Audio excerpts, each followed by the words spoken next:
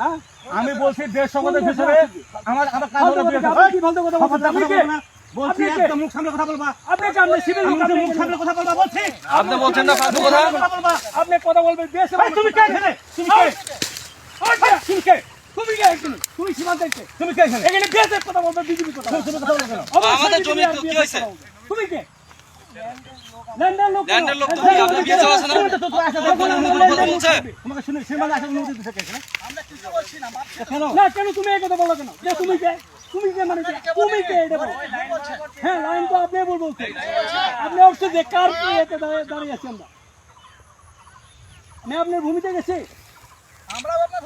আমি তো জানি আপনি সিভিল লোক এখানে কেন? এখানে বিএসএফ দ্বারা থাকবে। আপনি কি আপনার সিভিল লোক এখানে কেন? আমাকে প্রশ্ন আপনি করবেন। সিভিল লোক কি জন্য আসছেন? বলেন আমার। গভর্নমেন্ট হলো আগে বিএসএফ এর সাথে আমার বোঝাপড়া হবে তারপর। আমাকে আগে বিএসএফ এর সাথে আমার বোঝা হবে তারপর। বিএসএফ থাকবে বিএসএফ কমান্ডিং তোমরা কাজ করতেছ কেন? কাজ করতে দাও। আপনি করেন যে না সিভিল থাকবে আমার সিভিল থাকবে আগে বিএসএফ এর সাথে আমাদের সমাধান হতে দেন তারপর আপনি কাজ করবেন। আমার আপনি কেন কাজ করতে জোর করে? আপনাদের জোর করে কাজ করতে আছে? অবশ্যই আসতে হবে আমার সার্বিয়া।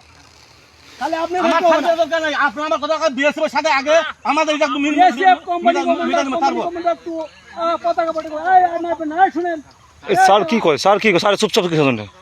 এই শুনেন আমি শুনে আপনাকে আমি ভদ্রভাবে আপনাকে বলছি যেহেতু এখানে একটা বিবাদ হচ্ছে ঠিক আছে না এখানে আমাদের বিএসএফ এর সাথে আমাদের একটা মীমাংসা হয়ে যাবে তারপরে আসেন সমস্যা না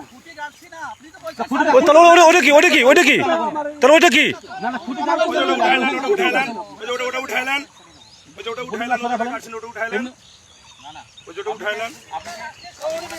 উনি আমাদের লোক, বিজেপির লোক সঠিক। এপিএস